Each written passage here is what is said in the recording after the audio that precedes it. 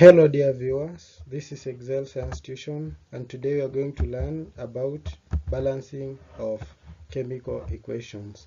So this is a very important topic in chemistry, and it is a prerequisite of many other equations in organic chemistry, thermochemistry. So I urge you to concentrate. And before we continue, I'd like to give you the quote of the day, that it is better to try and fail than not to try. Because when you try and fail, you will have gained experience and you will not do the same mistake again. But if you don't try, then it means that you don't have any experience, and thus you are likely to fail in the future. So even if chemistry is becoming hard to you, I like to tell you one thing: try and read it, and don't give up in anything that you do, and I know you're going to succeed. So let's begin. I'd like you to move with you up to the end of the lesson, and then I'll give you an assignment. Now, the first step in balancing any chemical equation is counting the number of each of the substituent atoms on the reactants and products side. Remember, in any typical chemical reaction, we have the reactant side. So in this equation, this one is the reactant sides. This one is the reactant side. It is the left side of the equation. Then this one is the product side. It is the right side of the equation. So the first step is counting the number of each of the constituent atoms. For example, in this equation, on the reactant sides, we have sodium and hydroxide. Hydroxide is a radical. A radical is a substance that has a unit charge that when it reacts, the unit charge becomes its valency. For example, hydroxide has a unit charge of negative. And when it has a unit charge of negative, when it reacts, it has a valency of 1. So in this side, we have sodium, we have oxygen, and we have hydrogen. Then on the product side we have sodium hydroxide. So we have sodium, oxygen, and hydrogen again. So how many sodium atoms do we have in the reactant side? We have 1. Then we have also 1 oxygen. Then we have 1 hydrogen atom.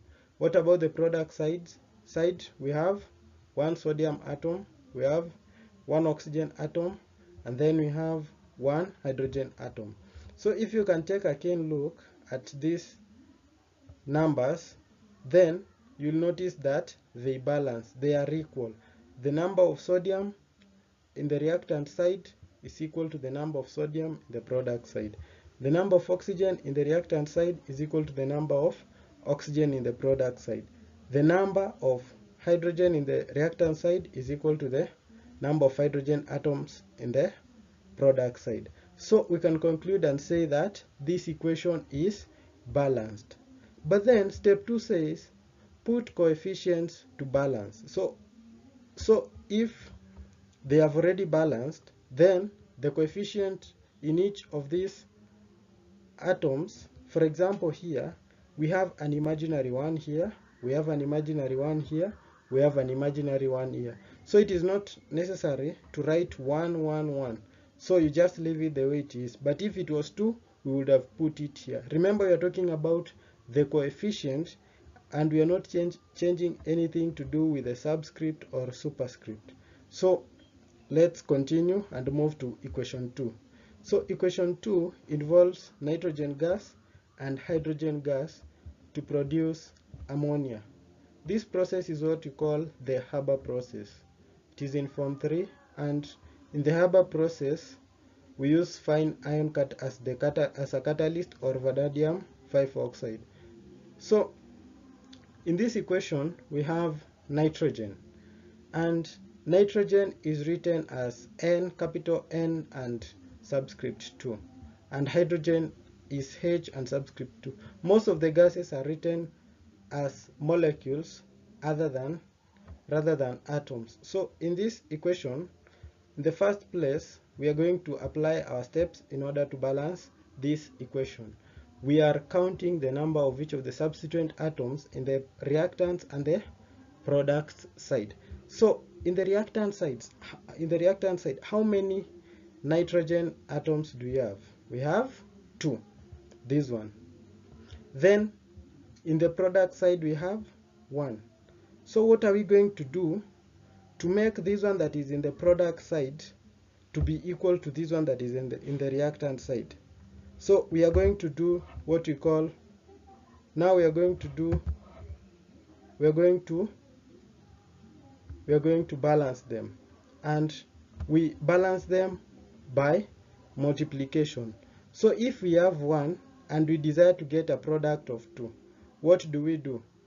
We multiply this one by 2.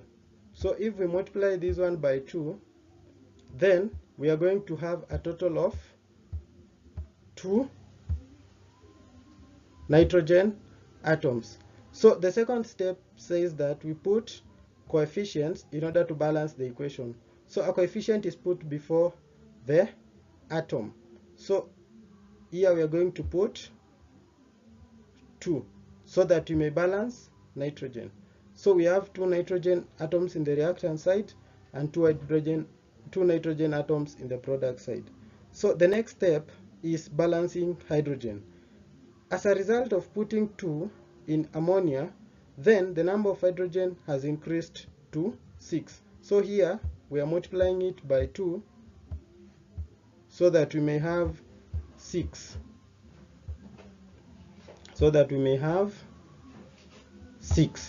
So we have 6 hydrogen atoms in the product side. So which number do we multiply with 2 so as to get 6? It is 3.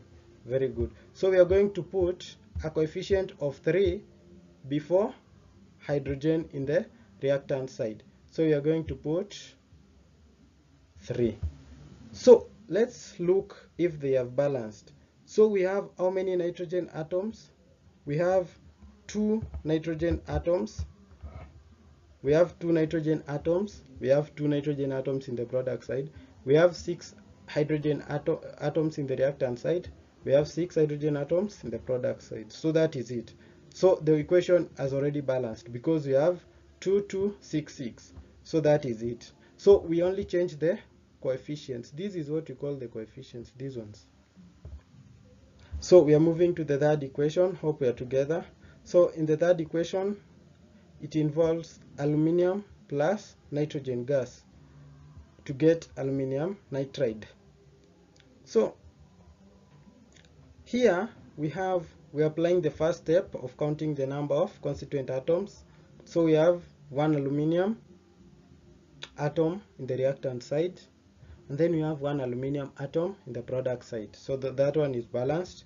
But then we have 2 aluminium atoms in the reactant side and 1 nitrogen atom in the product side. So as you can see, here we have 2, while here we have 1. So what are we going to do? We are going now to put a coefficient that we can multiply with 1 so as to get 2. So which coefficient is that? That coefficient is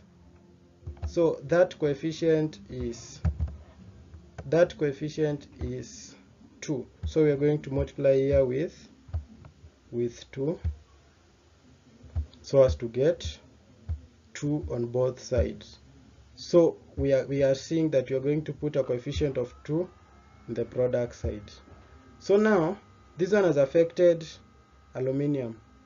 So aluminium here has become 2. So we are having 2 aluminium atoms in the reactant side, in the product side. So we have 2.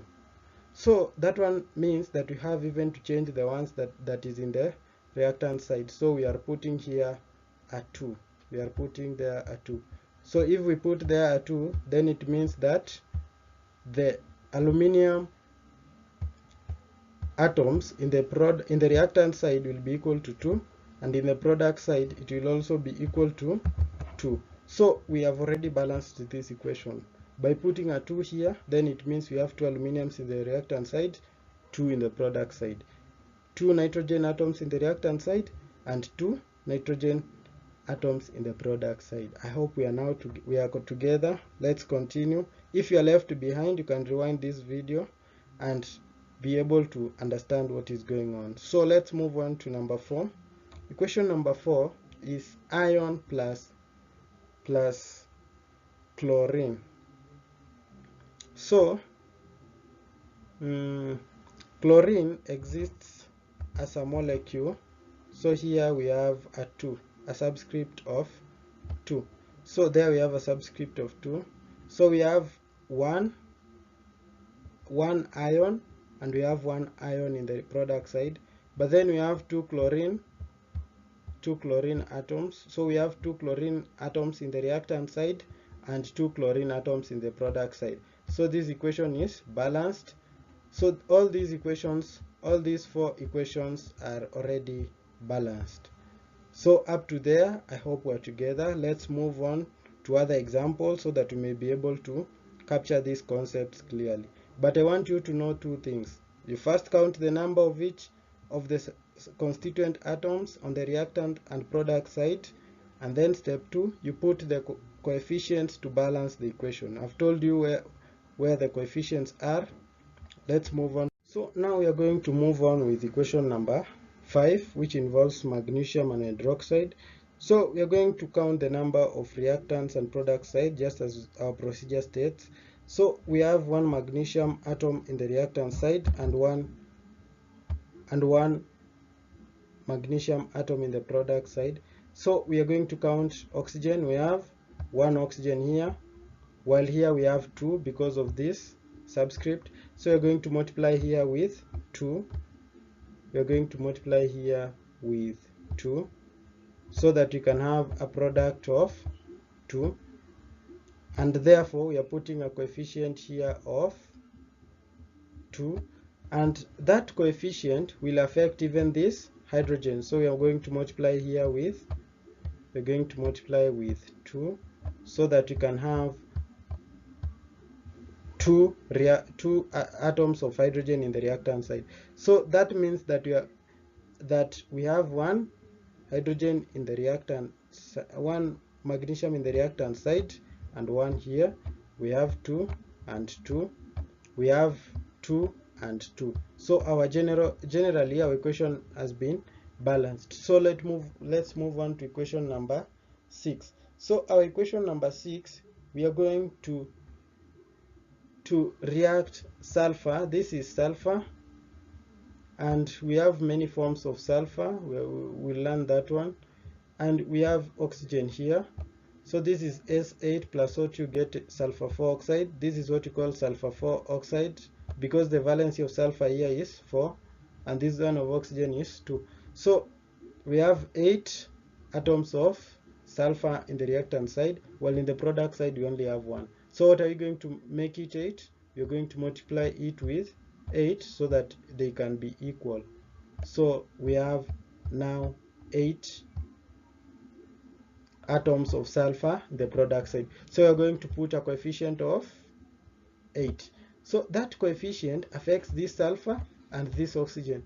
So this oxygen has turned to be 16. So we're going to multiply here with 8 so that we get a product of 16. So we have 16 atoms of oxygen in the product side, while we have 2 in the reactant side. So what are you going to do? 16 divided by 2 is 8. So we're going to multiply here with 8 so that you can have 16 atoms of oxygen in the reactant side. So here we put a coefficient of 8. So let's confirm if we are correct. So we have 8 sulfur, 8 sulfur. We have 16 oxygen, 16 oxygen. Generally, our equation is balanced. Hope we are together. Let's move on to this one, number 7, calcium and hydroxide. See, I want you to remember our 2 steps. Step 1 was counting. Step 2 was putting coefficients. And I told you coefficients are put before. Here we have a coefficient of 1 already. And coefficients are put before the atom. So here we are going to first count the number of constituent atoms in each of the sides. So in the reactant side we have 1 calcium and 1 calcium, so that one is balanced. In the product side we have 1 calcium. Oxygen we have 1, but in the product side we have 2. So what are we going to do to this one in the reactant side? We are going to multiply it with 2, so that the number of oxygen atoms in the reactant side will be equal to the number of oxygen atoms in the product side. So we are going to put here a coefficient of 2. That these 2 will affect this oxygen and this hydrogen. So we'll have now 2 hydrogen atoms here because we have multiplied it with 2. So we are going to have 2.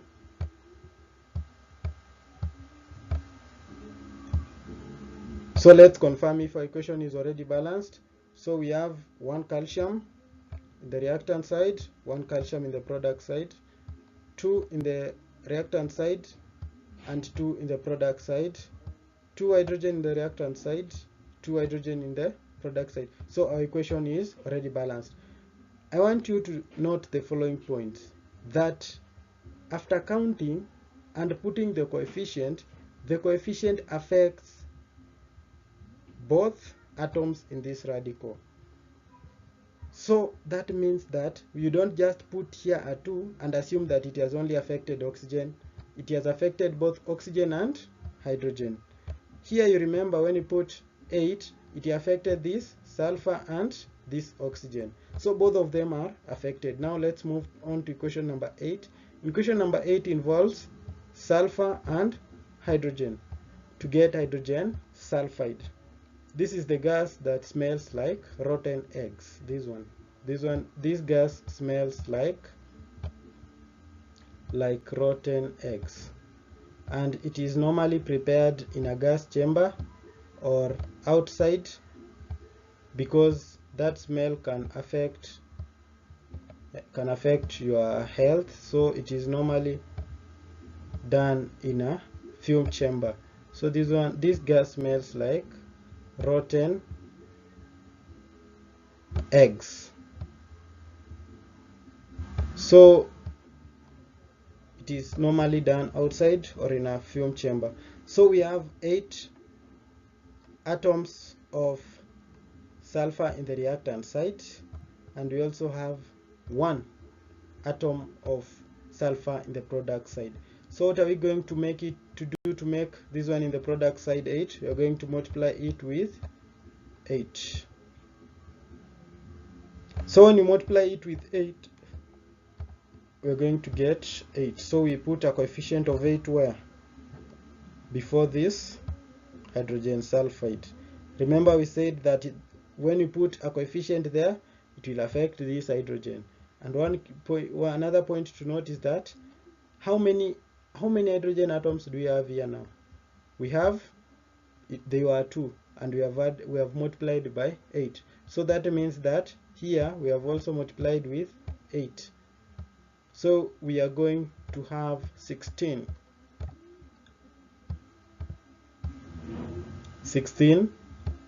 hydrogen atoms there. So what have you noted?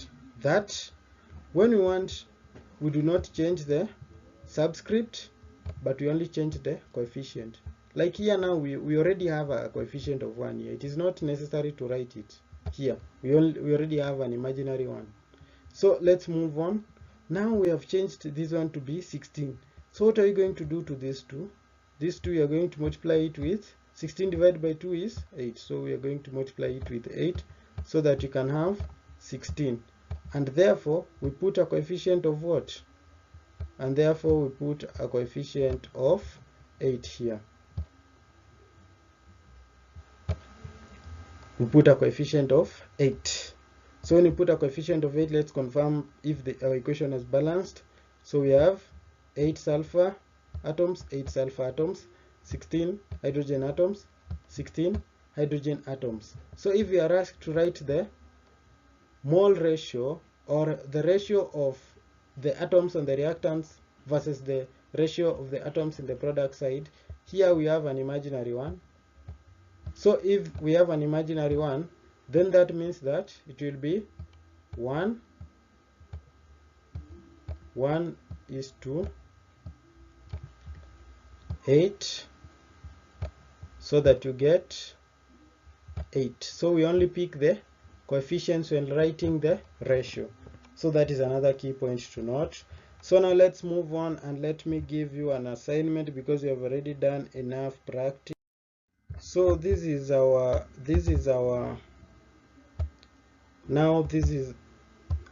assignment, and balance the following equations and attach them in the comment section. We have magnesium plus nitrate, you get magnesium nitrate. We have aluminium plus chlorine. Chlorine is written as Cl2. You get aluminium chloride. So you're going only to balance it. You're going to first count the number of each of the constituent atoms. Like here we have aluminium and chlorine.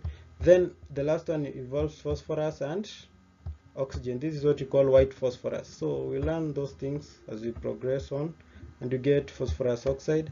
So we are going to balance, but by first counting the number of each of the substituent atoms in the products and in the reactant side. So by doing that, I hope you're going to succeed.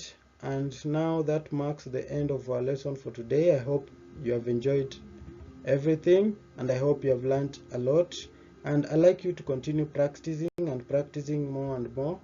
And in case you have any question, you can bring them to the comment section. Thank you for being with me to the end of the lesson. I appreciate you, and we wish you well in all your endeavors. So let's meet in the next lesson. We are going to learn more about valencies and other things. Thank you.